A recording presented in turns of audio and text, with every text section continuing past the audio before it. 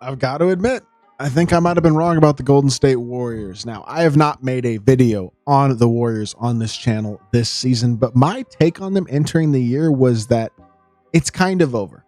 They're old. They're past their window for contention. I did not expect this to be a roster that was anything more than a play-in type contender. Maybe a contender for a 5 or 6 seed if things went really well. I did not expect this. An 8-2 start, impressive win against the Oklahoma City Thunder tonight. I was shocked and very impressed by what I have seen out of the Warriors to start this season. Not because I thought they were going to be a horrible team, but because I just didn't expect them to look like one of the best teams in a ultra hard Western Conference and already have multiple impressive wins, including beating the Celtics, beating the Thunder. Those are probably the 2 most popular teams right now in the league as championship picks. Now, did they get killed by Cleveland a couple nights ago? Yes, they did. It happens. But overall, they've looked really good to start the year. I've been very impressed by this Warriors team for a few different reasons, and I think they're much more on a path to contention than I thought a few weeks ago before the season started, and I'm going to explain why in this video. So before we hop into it, if you haven't already, make sure you hit the subscribe button. I'm trying to hit 1,000 subscribers in the channel, get the channel monetized.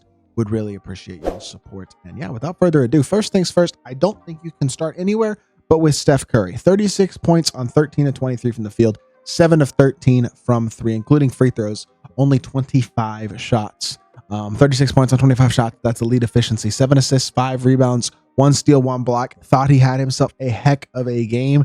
And I mean, that's the greatest point guard of all time, right? Like, I don't think we're taking anything away from Steph Curry to say maybe he's not quite the player he once was, but he is the greatest point guard of all time. And he is still at a very, very high level. Now, he has not to this point in the season played unbelievably well. He's, even with this 36-point performance tonight, probably just a tad over 20 points per game for the season. So I'm not going to sit here and say that Steph is having an incredible year to this point, but he's Steph Curry, man. He's going to wind up around probably close to 25 a game would be my guess. Somewhere around there. It might be a little lower this year. It might only be 23 or 24. We will have to see. He's only played 7 games, so there's a lot of time for things to change, but this man is still a game-changing player in every sense of the word. Any given night, he can go out there and give you 40 points. He can go out there and hit 10 threes. He's still that high of a level player in the game of basketball. And honestly, I don't watch the Warriors enough. It's kind of the realization I come to, because Steph's getting old, man, and he's not going to be here forever. And he is the type of generational, almost once in a lifetime talent, the way that he has been able to shoot and score the ball offensively for so long.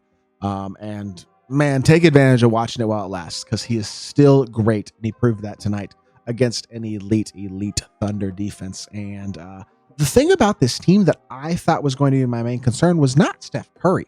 It was everything else. It was questions about the rotation. It was questions about the flexibility of this roster. It was questions about I don't think the loss of Klay Thompson was a massive issue, but it was questions about whether the guys who were coming in were going to be able to make a big enough impact to turn this team around, because last season was rough. It was. I don't think there's any other way to describe it than that. It was bad. I mean, plain and simple, it was. And that has changed. And I think a big reason for that, number one, is those others, especially the guys they brought in. I mean, DeAnthony Melton and Kyle Anderson haven't been huge contributors to this point, but the one thing that DeAnthony Melton and Kyle Anderson both have is legitimate playoff experience in big roles on good teams.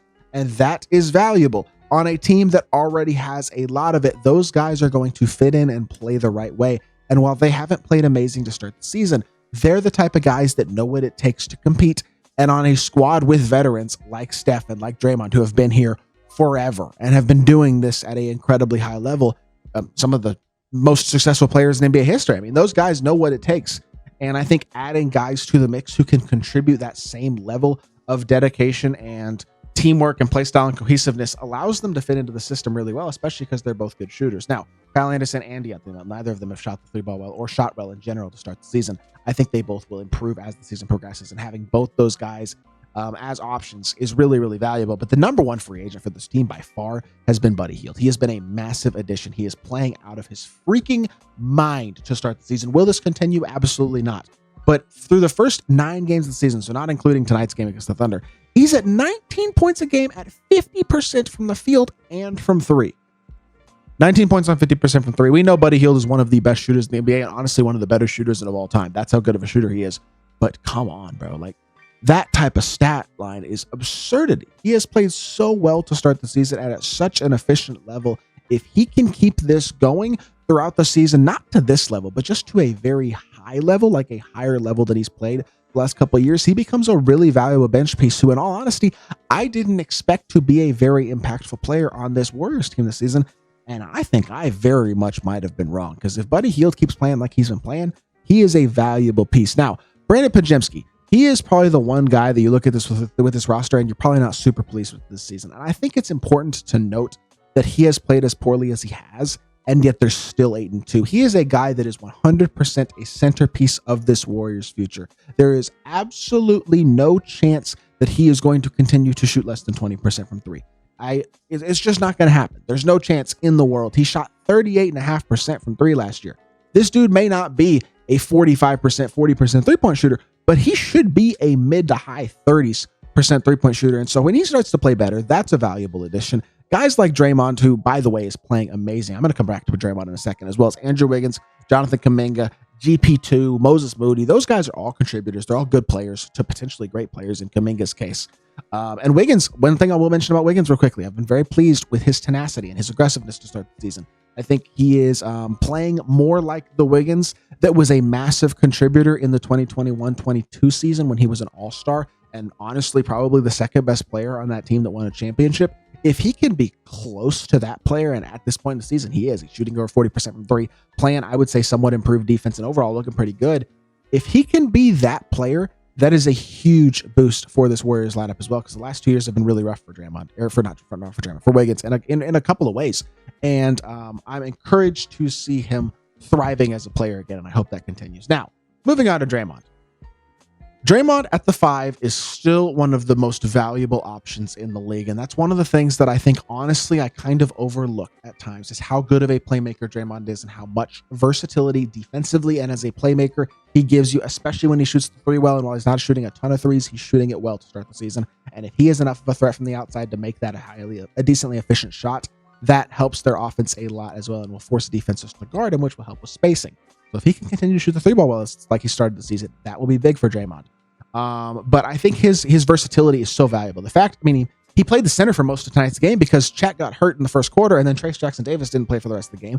Kevon Looney didn't play at all. So Draymond being able to play the 5 is super valuable for this team, and that's a lineup that I think realistically will probably be their closing lineup in big games this season as well, is that type of lineup with Steph, guard X, Andrew Wiggins, Jonathan Kaminga, Draymond Green. And still, I will mention Kaminga real quickly as well. I think he's worth talking about. I understand he's coming off the bench. I understand things have not started great this season for him. He was really good tonight, 8 of 11, 2 of 4 from 3. Very, very efficient, high-level performance. He had 20 points, 5 rebounds. Thought he played really well. And he's starting to pick it up for sure in terms of his production, but it hasn't been amazing across the board this season. The efficiency is not quite where you'd like it to be. He still is a little bit limited at times in his offensive repertoire. But he's 22 years old. He is just now starting to continue to improve.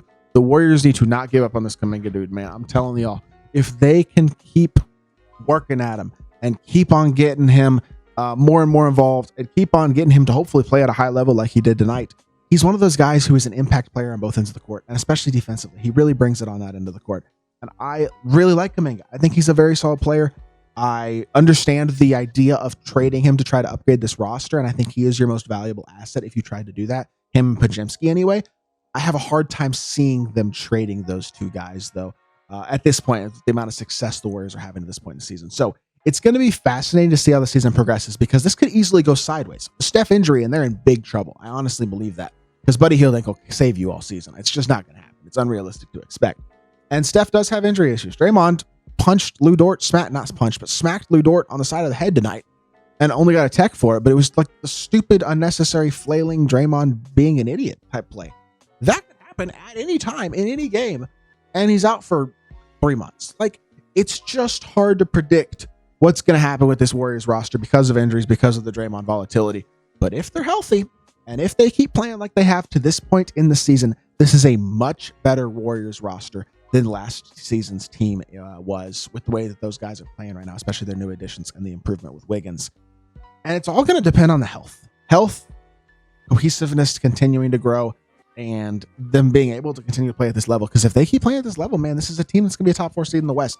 Did not see that coming in the slightest. And I mean, the West is a dogfight, bro. It really is. You got the Thunder, who are obviously incredible. The Suns have looked awesome. The Nuggets are starting to find their groove themselves. The Grizzlies are good. The Timberwolves are good. The Clippers are feisty. The Mavs look good. The Rockets are good. Like, there's a lot of really good teams in the West. Didn't even mention the Kings, the Lakers, the not healthy, but when healthy, good Pelicans. The West is an absolute dogfight. But the Warriors looked primed to compete in that dogfight. And maybe this will be another bad year for them. But I'm excited to watch it, is my main point. And I do think this Warriors team has shown a lot of improvement and likely will continue to be a very, very solid team this season. And I'm excited to keep watching them, man. Enjoy Steph while he's here. Same thing with guys like LeBron and KD. Those guys aren't going to be around forever. Enjoy the blessing that it is to still be able to watch those guys play basketball at a high level. I hope y'all did enjoy the video. If you did, make sure you hit that like button, leave a comment, and subscribe. I'll be back with more NBA content very, very soon, and I appreciate y'all. Peace.